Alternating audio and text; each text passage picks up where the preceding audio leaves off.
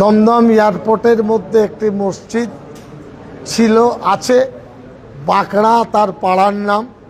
1962 সালে ওই পাড়াটা ন্যাশনাল হাইওয়ের পশ্চিম দিকে এয়ারপোর্ট অথরিটি স্থানান্তরিত করে। আমি ওই পাড়ায় বাস করছি প্রায় 40 বছর। আমাকে ওই কমিটির সভাপতি করেছেন। আজকে সকালে খবর পেলাম সম্ভবত 8 নম্বর গেট দিয়ে নামাজিরা মসজিদে যান।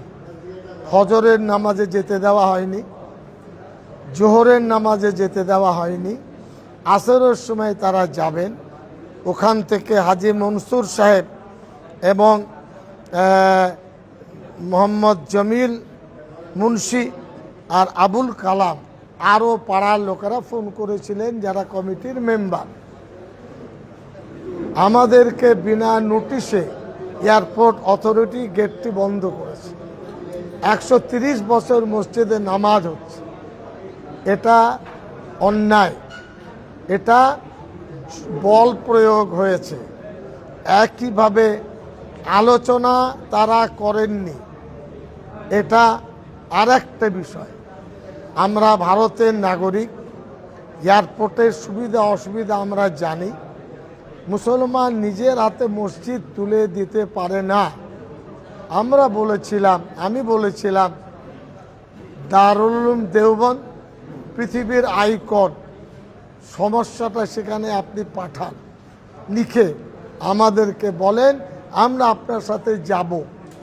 এই অবস্থা, মসজিদটা কি করা যাবে? একইভাবে Jamiat Ulama Hind Delhi, all India base বড় প্রতিষ্ঠান, মুসলমানদের বিশ্বাসের জায়গা, মুসলিম পার্সোনাল ল বোর্ড।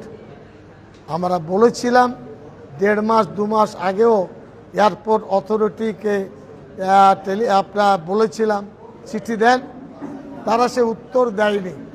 আজকে এখান থেকে 3 বার এয়ারপোর্ট অথরিটিকে এই মোবাইলে টেলিফোন করেছি, এয়ারপোর্ট আইসিকে করেছি, তারা ধরেননি। এটা তাদের দায়িত্বহীনতা। যাই হোক, আমরা রাজ্যবাসীকে বলবো, কেউ রাস্তায় নামবেন না।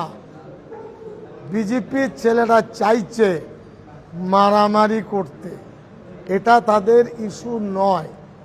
আরএসএস বিজেপির সাথে এইভাবে আমাদের কোনো ঝগড়া নেই, সাবধান থাকবে।